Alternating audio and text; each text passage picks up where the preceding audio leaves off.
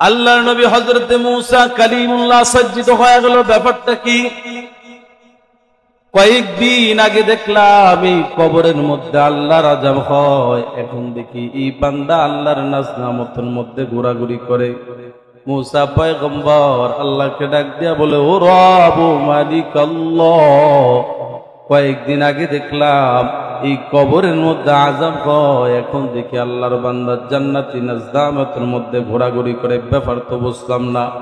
আল্লাহ ডাক দিয়া বলে, ও মূসা, এই বান্দার একটা ছোট বাচ্চা ছিল, এই বাচ্চাটাকে যখন মাদ্রাসার মধ্যে দেয়, মাদ্রাসার মধ্যে দেওয়ার পরে যখন এই বাচ্চাটা পড়লো বিসমিল্লাহির রহমানির রহিম, যখন বান্দা পড়লো, বাচ্চাটা পড়লো, আমি তো আল্লাহ গফফার, আমি তো আল্লাহ হলাম রহমান, আমার আল্লাহর কুদরতি অন্তরের মধ্যে জোশ লাইগা যায়।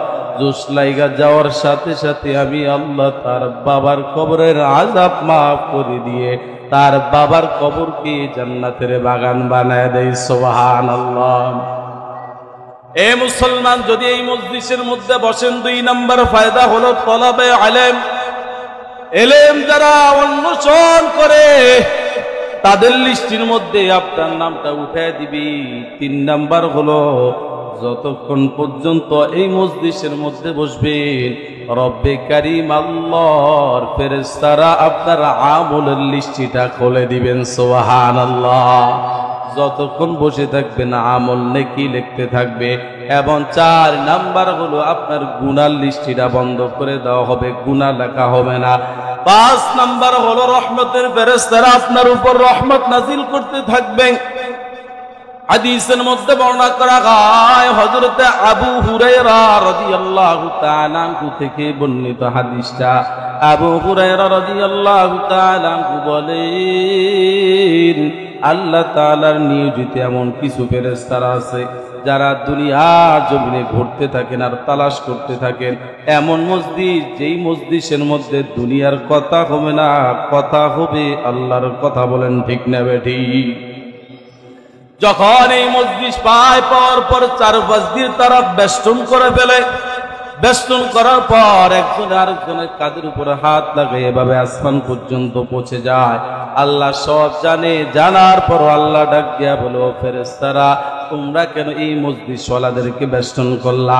এবার ফেরেশতারা ডাক দিয়া বলে, ও রব মালিক আল্লাহ, এই বান্দারা আপনার গুণ কীর্তন করতেছে, আপনার গুণগান গাচ্ছে, আপনার কোরআনের কথা বলতেছে, হাদিসের কথা বলতেছে, এই জন্য আপনার বান্দাগুলাকে আমরা বেষ্টন করেছি। সুবহানাল্লাহ। আল্লাহর সবকিছু জানে, জানার পর আল্লাহ ডাক দিয়া বলো, ফেরেশতারা এরা কি আমাকে দেখছে? তখন ফেরেশতারা ডাক দিয়া বলে, না না রব আল্লাহ, আপনাকে দেখে না। আল্লাহ ডাক দিয়া বলে, এরা যদি আমাকে দেখতো তাহলে কি করতো? তখন বান্দাগুলো, ওই ফেরেশতারা ডাক দিয়া বলে, আল্লাহ এই বান্দাগুলো আপনারা যদি দেখতো তাহলে আপনার ইবাদত করার জন্য পাগল পারা হয়ে যাইত। আল্লাহ ডাক দিয়া বলো, ও ফেরেশতারা শুনিয়া তোমরা সাক্ষী থাকো, আমি আল্লাহ তাদের জিন্দেগীর গুনাহ মাফ করে দিয়ে আমি আল্লাহ তাদেরকে জান্নাতওয়ালা মেহমান বানায় নিলাম। সুবহানাল্লাহ। এ মুসলমান, 5 নাম্বার হলো আল্লাহর রহমত আপনার উপর নাজিল হতে থাকবে। 6 নাম্বার হলো ভাঙ্গা অন্তর আল্লাহ ভালো করে দিবেন। 7 নাম্বার হলো উলামায়ে কেরামদের সাথে মোহাব্বত পয়দা হয় এই মজলিসের মধ্যে বসলে। সুবহানাল্লাহ। পয়গম্বর জানায়া দেয়, কুল আলিমান আও মুতাআল্লিমান আও মুসলামিয়ান।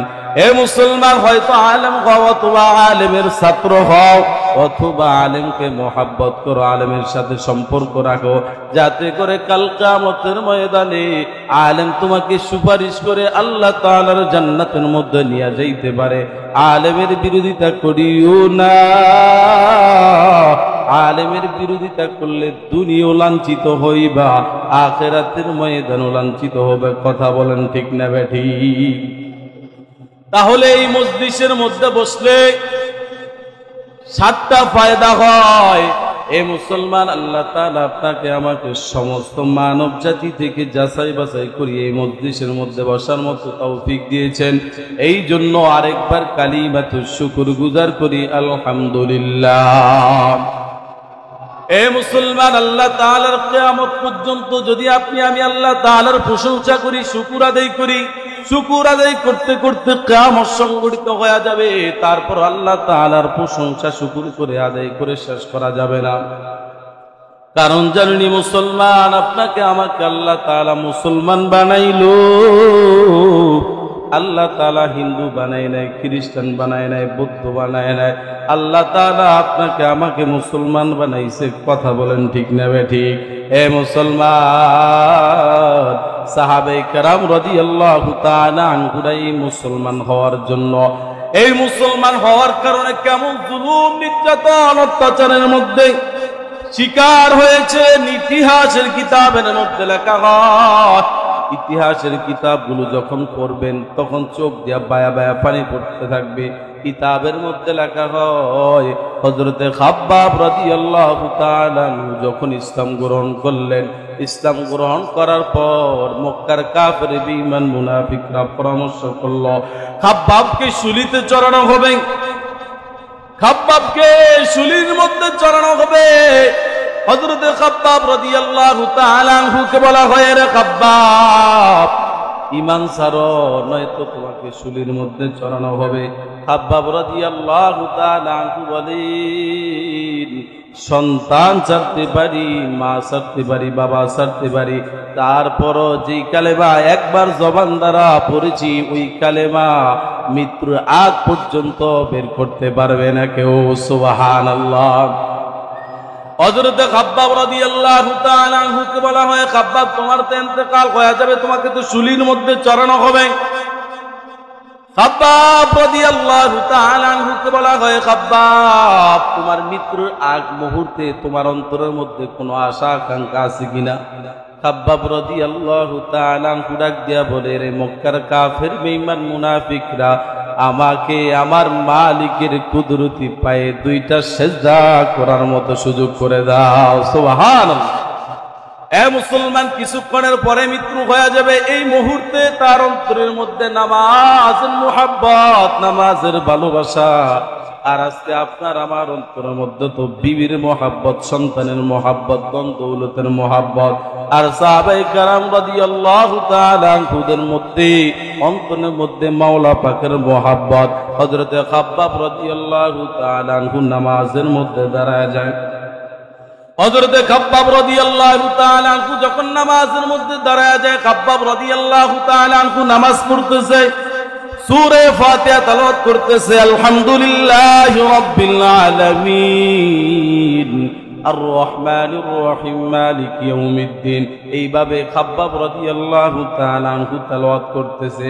একটা পর্যায়ে নামাজ শেষ করলো। নামাজ শেষ করার পর মক্কার কাফের বেঈমান মুনাফিকদেরকে ডাক দেয়া বলে, রে মক্কার কাফের, শুনে নাও, শুনে নাও, তোমরা যদি এই ধারণা না করতা আমি খাব্বাব মৃত্যুর ভয়ে আমার নামাজকে লম্বা করতেছি, এই ধারণা না করলে আমি খাব্বাব আমার নামাজকে আরো লম্বা করে দিতাম। সুবহানাল্লাহ। আরো জোরে আওয়াজ দিয়া বলেন সুবহানাল্লাহ। এ মুসলমান, সাহাবায়ে কেরাম রাদিয়াল্লাহু তাআলা আনহুরা নামাজের মধ্যে কেমন মজা পায়। আর আজকে আপনি আমি নামাজের মধ্যে মজা পাই না, নামাজের প্রতি মহব্বত নাই, নামাজের প্রতি ভালোবাসা নাই। এ মুসলমান, পয়গম্বরে আরবি সাল্লাল্লাহু আলাইহি ওয়াসাল্লাম এবং সাহাবায়ে কেরাম রাদিয়াল্লাহু তাআলা